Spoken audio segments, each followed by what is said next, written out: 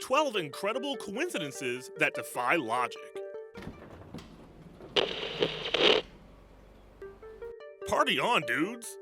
Had Bill and Ted taken their payphone time machine to the 18th century England, they could have grabbed great German composer George Frederick Handel, who lived at 25 Brook Street, and taken him to 1968 to introduce him to his neighbor separated only by time, Jimi Hendrix, who lived at 23 Brook Street. Today, Handel's house is a museum celebrating the composer's accomplished life, while the staff uses Hendrix's old flat as their offices, which doesn't seem very righteous, but whatever.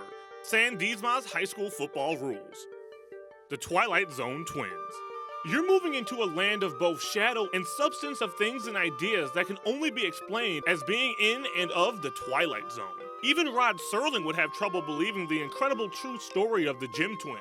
The identical pair were separated after their birth in Ohio. They were adopted and raised by different families who, coincidentally, named them both James. For almost 40 years, they led different lives without knowing what the other was up to until they finally met up in 1979. Of course, they both laughed off the fact that they have the same name, but the Twilight Zone twist came when they started describing the details of their lives and found a stunning string of similarities. Both, for instance, had married two women, their first wives were both named Linda, and their seconds both went by the name Betty. They grew up just 45 miles away from each other with dogs that they both named Toy. Both were smokers, enjoyed drinking beer, drove Chevys, and served as sheriffs in separate Ohio counties. After discovering each other, they participated in a study of reunited twins that included a test measuring personality. Their scores were so close, it very well could have been the same person taking the test. The Spark Ranger. Shenandoah National Park Ranger Roy Sullivan lived a long 71-year life despite being struck by lightning not once, not twice, not even 5, but a grand total of 7 times, and survived every single event. Something, perhaps unseen, unfelt biological change occurred in Sullivan starting in 1942 when he was 30 years old. He was brought down by a bolt and lost his big toenail. The natural event that packs millions of volts would return to the Ranger life in 1969 when it would singe his eyebrows. In 1970, it would rip through his left shoulder. In 1972, it would set his hair on fire. The inseparable, unintentional pair met again in 1973 when his newly grown hair would again turn into a flaming, smelly mess. He would injure his ankle from a 1976 strike and receive chest and stomach burns in 1977. Lightning just couldn't take down Sullivan, who with his history could be considered a real-life Thor, but a broken heart and rejected love would lead to Sullivan's death in 1983. He is forever immortalized in the Guinness Book of World Records and the annals of incredible coinkydinks that can't be explained. Twain's Comet.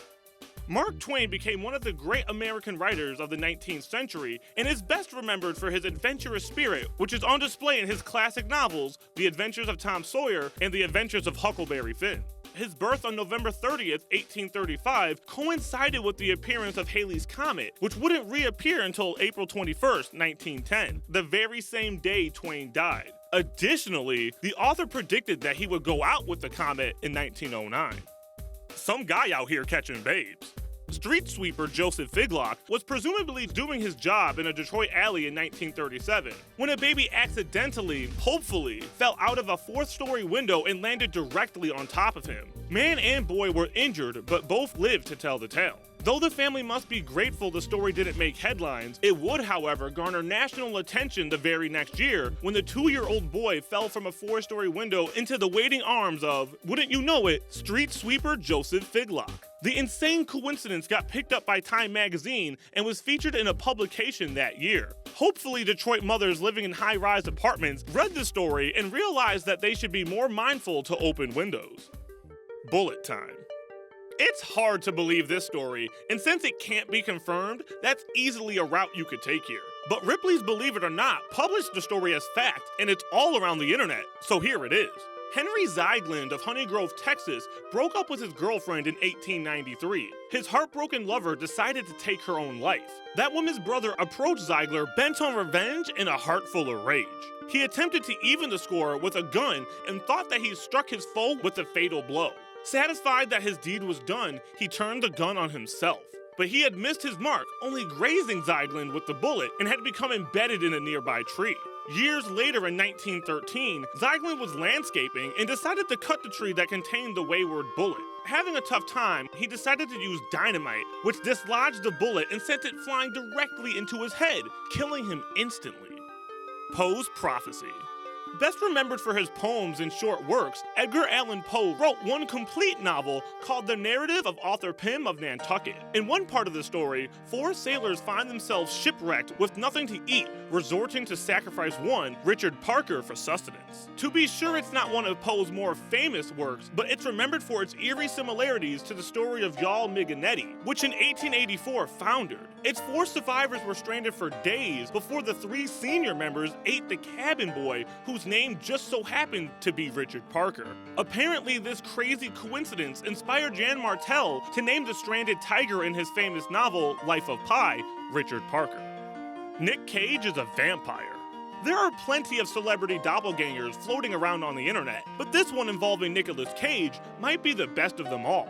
Rumors abound when this photo of a Civil War-era man that bore a striking resemblance to the current-day actor surfaced on the internet. Either it's an incredible coincidence, the man is a relative of the Cages, or Cage is a vampire. I guess it's possible he's a time traveler, just for the record. Twin fates.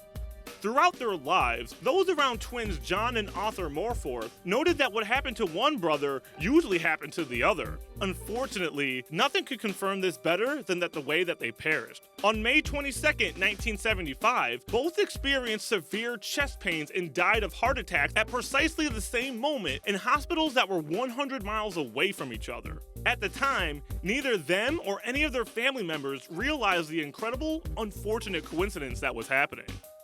Booth saves Lincoln. One of the most infamous moments in American history came on April 14, 1865, when John Wilkes Booth assassinated President Abraham Lincoln at Ford Theater during the play Our American Cousin. Though no one was thinking about it at the time, the assassination was the bookend to an incredible coincidence. Sometime shortly before the murder took place, Lincoln's son Robert was at a train station when he fell off of a platform and onto the path of an oncoming train. Before the man could be fatally struck, a man grabbed him by the collar and back onto the safety of the ledge. Looking up, Robert saw that his hero was none other than Edwin Booth, John's brother. Edwin, for his part, had been a huge Lincoln supporter, a stance which drove a wedge between he and his infamous brother. Lightning Man. Though Guinness won't acknowledge it in their records due to a lack of evidence, South Carolina man Melvin Roberts claimed that he was struck by lightning not once, not twice, not even 7 times, but a full 11 times, and all in the period of a dozen years. Roberts backs his claims with medical records, multiple exit wounds, and the negative cumulative effects of the strikes, which include memory and speech difficulty. The strikes, according to Roberts, are akin to being cooked inside out and took away his sense of taste for many days each time. Vienna hosts the future. The year was 1913. The city? Vienna, the capital of Austria. In a coincidence of epic proportions, huge figures that would shape the coming century all lived within the borders for very different reasons. Sigmund Freud, a well-established psychoanalyst, lived in practice within a section called Borghese. Josip Broz would go on to gain fame as Yugoslavian leader Marshal Tito was, at the time working in an automobile factory. 2 revolutionaries, Lenin Trotsky and Joseph Stalin, were on the run. Finally, a failed painter was living in a house near the Danube who would eventually become known all around the world as Adolf Hitler.